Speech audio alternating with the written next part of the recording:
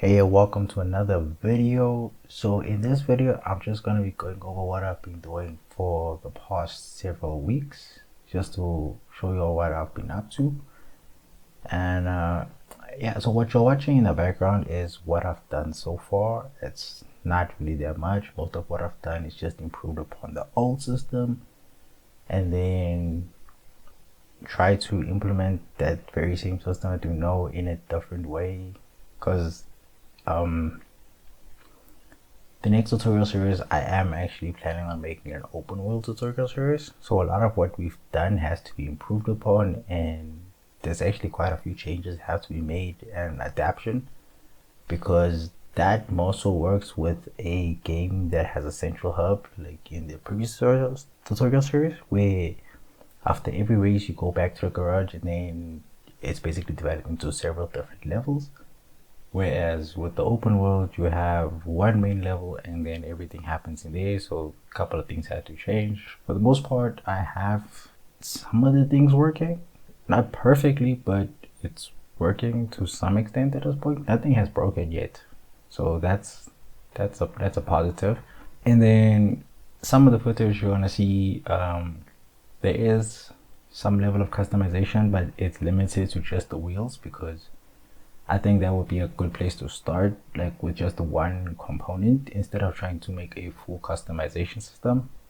And if you check the footage, it's not working perfectly. Like in the workshop level, it is working, but once you transition from the workshop to the open world, then it's not working. Like, it is spawning in wheels, because in order to customize the wheels, you have to import the body and the wheels separately. So at least it is spawning in wheels with the car instead of just the body alone.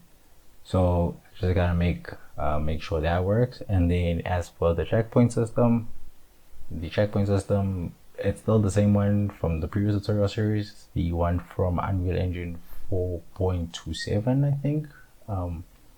It's still that one. There's been modifications to it in order to make it work with the open world. For the most part, it works. Not a lot of changes had to be made to it. The biggest change would have to be how the sequence is initiated.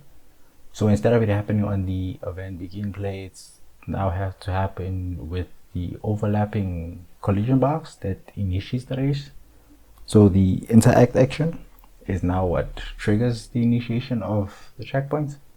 But then at the same time, things also have to be changed, because you need to be able to restart the race and then be able to quit the race as well. So that has to be handled differently, because you can't just restart the whole level, because I mean, no one has to sit there and wait, I don't know, like 30 seconds for the whole level to load back in. So changes have to be made there. For the most part, it works. It's not very consistent. The quitting of the race does work, because that one is a lot simpler. You just destroy all the actors and then just import them back in when you reinitiate the race. And then the paint system has also been changed. It's no longer the color wheel. It's now a little bit more mainstream, I guess, if you want to put it that way, with the sliders instead of the color wheel. So now it's a little bit more in line with what you find in most other racing games. And then the AI as well also had to go through some changes, because with the introduction of the open world and the fact that all these races happen in one level, we now have to figure out how to make sure that the AI follows a specific spline instead of just any spline in the level, because there are probably gonna be instances where two splines overlap with each other, and you do want to make sure that the AI knows which spline to follow, because just in case it overlaps the other one, and then you just see the AI take off in a direction that it should be going. So that's also another thing to look out for. And then yeah, I think for the most part that's about it. I think that's most of the things I've been working on. And then a couple things I have to disclose is that there won't be any navigation in the game. Navigation in the sense of being told from the player's location to a selected location. so that's not gonna be included. And then the other one would be AI traffic. There also isn't going to be any AI traffic, so that's another thing that's not going to be included. There will be a minimap in the footage. You can see there is a working minimap. You just have to get it to work completely. So that's another thing I'm working on. And then also there will be a overview of the world map. So that's also another thing I have to work on.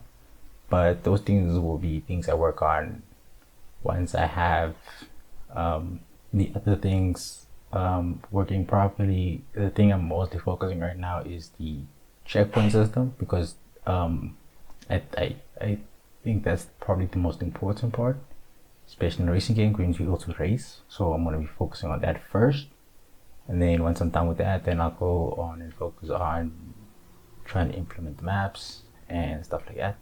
And then just to give a quick breakdown of how the tutorial is going to be laid out, there are going to be probably 5 levels. It's going to be the main menu level, the garage level. So the garage level is not going to be the same as the previous tutorial series. The garage level is going to be more so the place where the player can select all their own cars. And then there's going to be another level called the workshop. So the workshop is actually going to be what used to be the garage. So the place where you upgrade your performance, and then, if so be it, customize the car's wheels. And then there will be the open world, and then the other level will be the dealership level. So that will be the place where you can buy all available cars to the player. So the dealership level and the garage level will be controlled by 2 different blueprint structures, because in the garage the player should only be able to see all the cars that they own, whereas in the dealership, that's where you find all available cars that the player can purchase. So the reason why these 2 are also separate as opposed to together is because I found that there was a problem when these 2 were together with when you select a car. So if you have a car selected and then you try and select another car, then the properties of the first car will be on the second car until you leave the level. So to keep things separate, because in the dealership I would much prefer it to show the car in its default state, so uncustomized, and then in the garage it shows the car with all its customizations. So that's also why we're keeping them separate. And then apart from that, I think that's pretty much everything I wanted to cover in this video. So until the next one.